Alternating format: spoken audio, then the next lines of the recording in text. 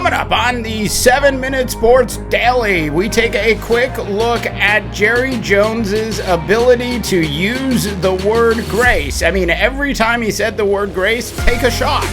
Plus, college football goes into 18 different directions and proves, if anything, it is a total and utter mess. And the Phoenix Suns have officially swept the bubble. All of that, and trust me, a whole lot more coming up on the big show today. I am Dave DeVaugh. This is the 7-Minute Sports Daily, my daily attempt to give you the world of sports in 7 minutes or less. Let's go ahead and dive straight into Jerry Jones, the owner slash GM slash interim head coach of the Dallas Cowboys. Finally, after over 100 days of silence, finally came out and had a little bit of a press conference earlier in the day. Now, Jerry Jones kept using this word grace throughout the press conference. It was literally, you could have a college drinking game. Well, look, you can always have a college drinking game, but if you're a student at ASU and every time you hear Jerry Jones say grace, just go ahead and take a shot.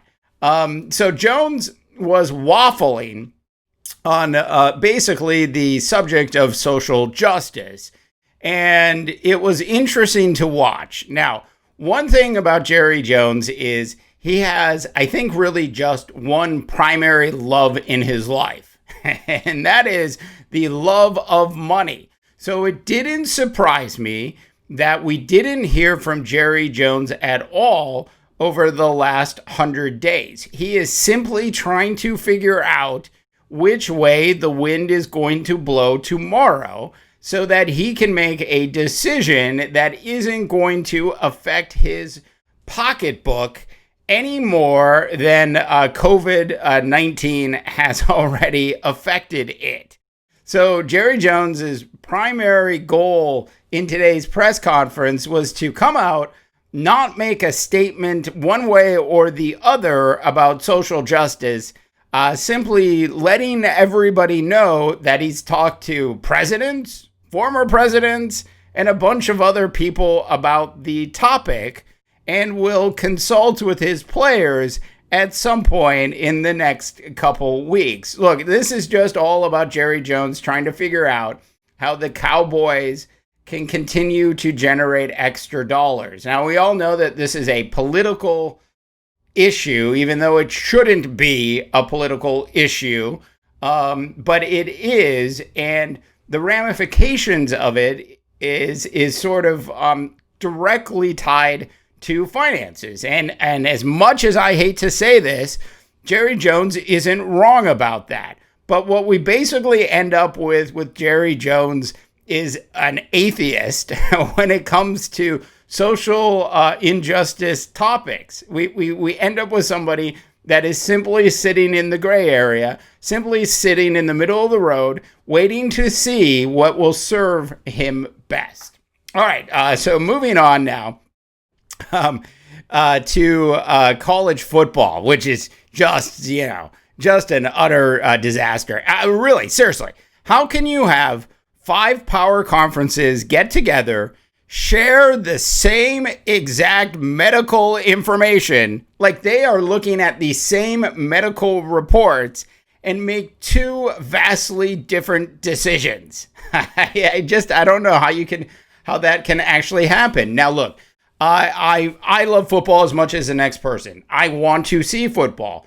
I'm hopeful that the SEC and the Big 12 and the ACC are going to be able to find a way to get their fall football season in and not have any major outbreaks. But at the same time, I'm a realist. I've got a couple kids in high school who are going to be going to college next year. I'm not so old that I don't remember what college was like. If you're an athlete, a football player in college, and you're told that you can only go to the football field, stay inside the football environment that they have, and then just go back to your housing, let's just say That ain't going to happen. There's going to be a bunch of stops along the way. Look, even if you get 75% of your players to follow this sort of stringent, these stringent rules that they're going to try to put into place, you just know that at least a quarter of them aren't going to follow through because they're kids. And those kids ultimately aren't ready to be trusted with such a large responsibility. That's why I think playing football this fall is going to be difficult. It's not that I don't want to see it. It's not that I don't want them to even maybe just go out and try it. But I am giving you the reasons why I don't think it's actually going to work all the way through. That being said, the Pac-12 and the Big Ten got together and decided to go in the opposite direction. They gave us a little bit of what I call a smoke and mirror sham. This whole idea that they're going to try to play spring football, like if everybody was playing spring football, then maybe. But for them to decide to try to just play spring football and then expect their players, 3 months, 2 months later to be ready to go back into training camp to play the next season of fall football seems absolutely unrealistic. These are not golfers. These are not baseball players. Hell, they're not basketball players. They're football players. Football players require a long time to recover after a season is over. That's one part. The second part is, I don't know how the coronavirus is really going to be any different in the spring, January/February, which really isn't even the spring. But I don't know how it's going to be any different than it is today if we don't have a vaccine in place. So if they're betting on a vaccine, then sure, I think spring football could occur. If there isn't a vaccine ready at that point, then spring football is going to suffer the same exact issues that they're having in the fall, and they might as well have gone ahead and done it this fall anyways. All right, so some quick thoughts on college football. Lastly, I wanted to leave you with this.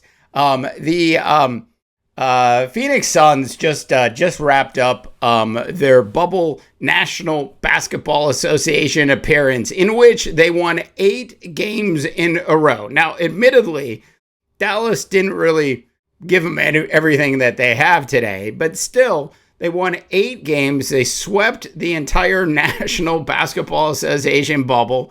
Meanwhile, Memphis ended up winning. So Memphis has secured itself some sort of playoff spot at this point. And heading into tonight's games, it's all up to Portland. If Portland wins, Phoenix is out. If Portland loses, Phoenix is at least into the play-in game. Regardless of it all, you've really got to give it to the Phoenix Suns organization. An organization that really wasn't an organization for about 10 years. An organization that was a complete and utter disaster, sort of the way college football is today. For them to turn things around the way they did, they've got a really nice young nucleus in place, mixed with some very interesting veterans that still have some tread left on their wheels. Ricky Rubio. Okay. Thanks so much for tuning in to the big, the big 7-Minute Sports Daily. Do check out our big website at mighty.rip. New stories on a daily, sometimes twice, sometimes 3 times a day basis. Well over 375,000 page views in July. Thank you for checking out the big site. Subscribe to the show if you haven't. For the 7-Minute Sports Daily, I am Dave DeBar, reminding you that sometimes players, coaches, and front office folks make absolutely horrifically bad decisions. Bill O'Brien.